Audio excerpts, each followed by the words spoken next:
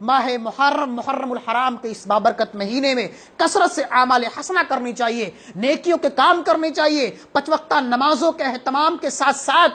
کثرت سے نوافل کا بھی اہتمام کرنی چاہیے۔ اللہ کے رسول کی پیاری حدیث ہے کہ افضل الصیام بعد رمضان شہر اللہ المحرم، فرض روزوں کے بعد سب سے افضل روزے اگر کسی مہینے کے روزے ہیں تو اللہ کے مہینے محرم الحرام کے مہینے۔ افضل الصیام بعد رمضان شہر اللہ المحرم، اللہ نے اس محرم کو اپنا مہینہ قرار دیا ہے کہ شہر اللہ المحرم، محرم کے مہینے کے روزے رمضان کے روزوں کے بعد سب سے افضلیت والے روزے ہیں، سب سے اہمیت اور فضیلت والے روزے ہیں۔ وہ افضل الصلاۃ بعد الفریضہ صلاۃ اللیل، اور فرض نمازوں کے بعد، فرائض کے بعد سب سے افضل نمازیں رات کی نمازیں، یعنی تہجد کی نمازیں۔ ایک مسلمان کو، ایک نوجوان کو، مرد و خواتین کو اس ماہ مبارک کی اہمیت کو، اس مبارک اور متبرک مہینے کی عظمت کو سمجھتے ہوئے اس میں کثرت سے اعمال حسنہ کرنی چاہیے، نیکیوں کے کام کرنی چاہیے، 5 وقتہ نمازوں کے اہتمام کے ساتھ ساتھ کثرت سے نوافل کا بھی اہتمام کرنی چاہیے،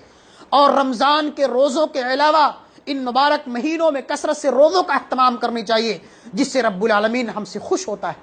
ہمارے گناہوں کو معاف کرتا ہے، ہماری خطاؤں کو معاف کرتا ہے، جہنم سے ہم کو دور کر دیتا ہے۔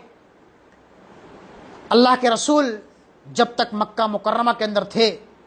آپ ہمیشہ محرم الحرام کا روزہ رکھتے تھے۔ جب آپ مکہ سے ہجرت کر کے مدینہ منورہ آئے پھر بھی آپ مدینہ منورہ کے اندر آپ بھی روزہ رکھتے تھے اور صحابہ کرام بھی روزہ رکھتے تھے۔ جب آپ نے دیکھا کہ یہودی بھی روزہ رکھتے ہیں تو اللہ کے رسول نے ان سے پوچھا، صحابہ کرام نے ان یہودیوں سے پوچھا کہ تم یوم عاشورہ یعنی 10 محرم الحرام کا روزہ کیوں رکھتے ہو؟ یہودیوں نے کہا کہ اسی دن اللہ رب العالمین نے بنی اسرائیل کو فرعون کے چنگل سے نجات دلایا تھا۔ بنی اسرائیل کو اللہ رب العالمین نے فرعون جیسے ظالم اور جابر انسان سے، جو انا ربکم الاعلی کا دعویٰ کرتا تھا کہ میں تمہارا سب سے بڑا رب ہوں، تمہارا خدا ہوں، اور لوگ اس کی پوجا اور پرستش کیا کرتے تھے، اس کے سامنے اپنے ماتھے کو ٹیکا کرتے تھے، اپنی زمین نیاز کو خم کیا کرتے تھے، وہ اپنے آپ کو سب سے بڑا خدا کہتا تھا۔ اس ظالم بادشاہ سے اللہ سبحانہ و تعالی نے حضرت موسیٰ علیہ السلام اور ان کی قوم کو نجات دلائی تھی۔ اسی خوشی میں یہودی یوم عاشورہ کا روزہ رکھتے تھے۔ تو اللہ کے رسول نے فرمایا کہ موسیٰ علیہ السلام کی خوشی میں ہم تم سے زیادہ اس بات کے حقدار ہیں کہ ہم ان کی خوشی میں ہم روزہ رکھیں۔ اور اللہ کے رسول محرم الحرام کے اس یوم عاشورہ 10 محرم الحرام کا خود بھی روزہ رکھتے تھے اور صحابہ کرام کو بھی روزہ رکھنے کا حکم دیتے تھے۔ اور جب آپ نے سنا کہ یہودی 10 کا صرف روزہ رکھتے ہیں تو اللہ کے رسول نے فرمایا کہ تم یہودیوں کی مخالفت کرتے ہوئے 9 محرم الحرام کا بھی روزہ رکھو، اس لیے کہ ہمیں ہر کام میں یہودیوں کی مخالفت کرنے کا حکم دیا گیا ہے۔ داڑھی کو بڑھاؤ، مونچھوں کو کاٹو،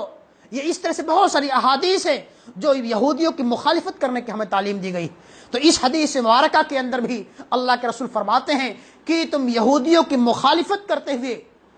10 محرم الحرام کے ساتھ ساتھ تم 9 محرم الحرام کا بھی روزہ رکھو، اور اگر میں آئندہ سال زندہ رہا تو انشاءاللہ العزیز 10 محرم الحرام کے ساتھ ساتھ یوم عاشورہ کے ساتھ ساتھ 9ویں تاریخ کا بھی روزہ رکھوں گا۔ لیکن سوئے اتفاق اللہ کے رسول صلی اللہ علیہ وسلم کا اس سے پہلے انتقال ہو گیا اور آپ اس دنیا سے کوچ کر گئے۔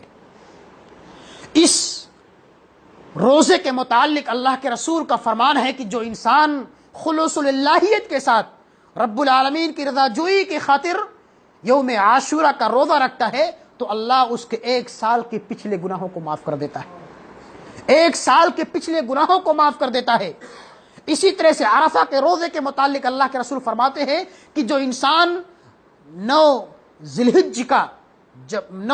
کا روزہ رکھتا ہے تو ایسے لوگوں کے رب العالمین 2 سال کے گناہوں کو معاف کر دیتا ہے، ایک آئندہ سال کے اور ایک پچھلے سال کے۔ تو اسی طرح سے اللہ کے رسول فرماتے ہیں کہ جو بندہ اخلاص اللہیت کے ساتھ یوم عاشورہ کا اور 9ویں محرم الحرام کا روزہ رکھے گا تو مجھے امید ہے کہ اللہ سبحانہ و تعالی اس کے 1 سال کے پچھلے گناہوں کو معاف کر دے گا۔ اس لیے ہم مسلمانوں کو، ہم نوجوانوں کو خصوص